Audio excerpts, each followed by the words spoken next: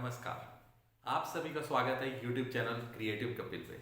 आज हम class 8th के लिए जो क्वेश्चन करने जा रहे हैं वो है क्वेश्चन नंबर 38। प्रश्न नंबर 38 में हमारे पास दिया हुआ है ए बी रेखा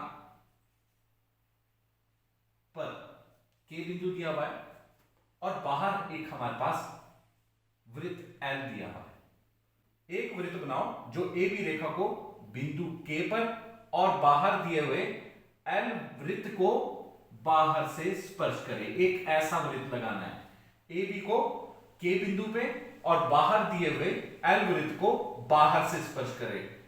तो ये हमारे पास प्रश्न दिया हुआ था, तो आइए इसको सॉल्व करते हैं।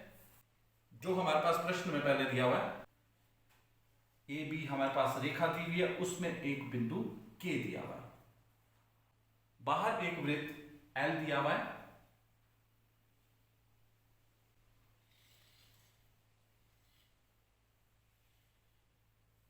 ये हमारे पास प्रश्न में पहले से दिया हुआ है।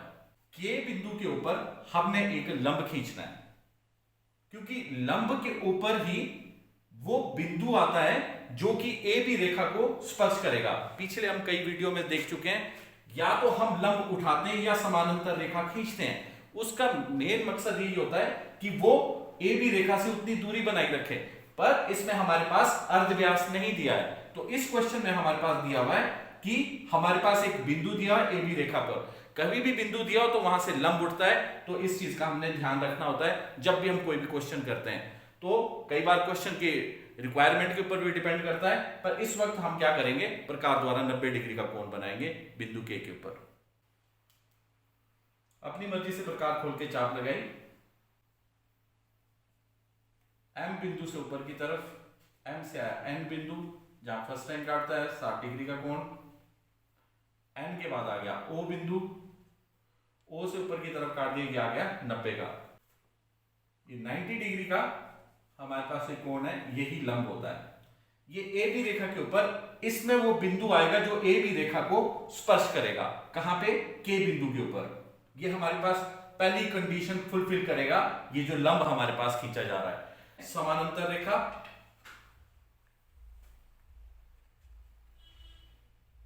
ये एल वृत्त था हमारे पास, P और Q बिंदु, K को मिलाना है Q बिंदु के साथ।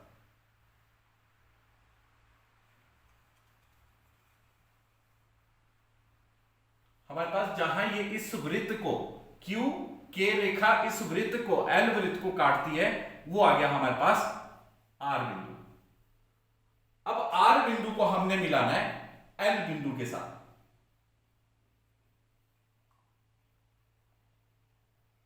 केंद्र के साथ मिला रहे हैं, जो इस वृत्त की त्रिज्या भी है।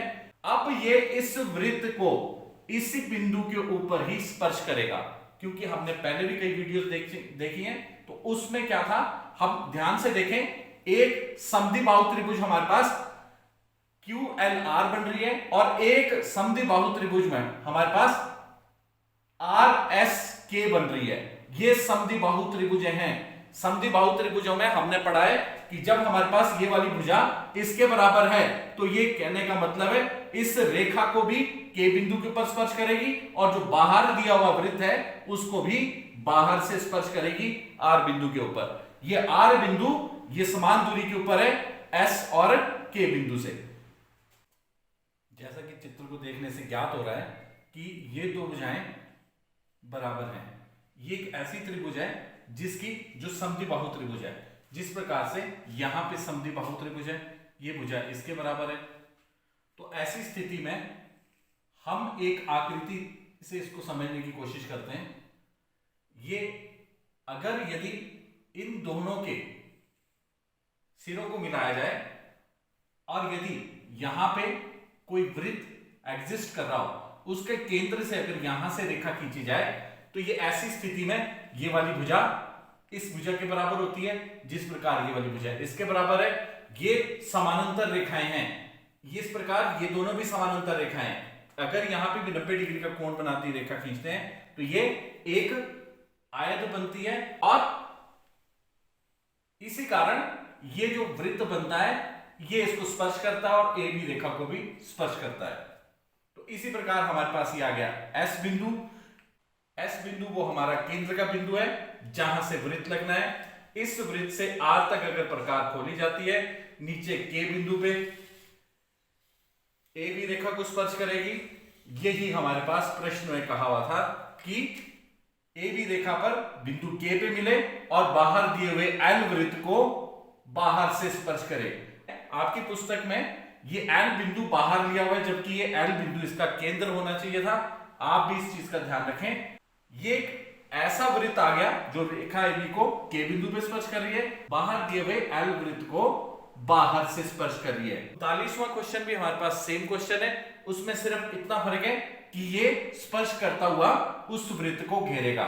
इतना फर्क रहेगा दोनों क्वेश्चन में, 38 में और 39 में।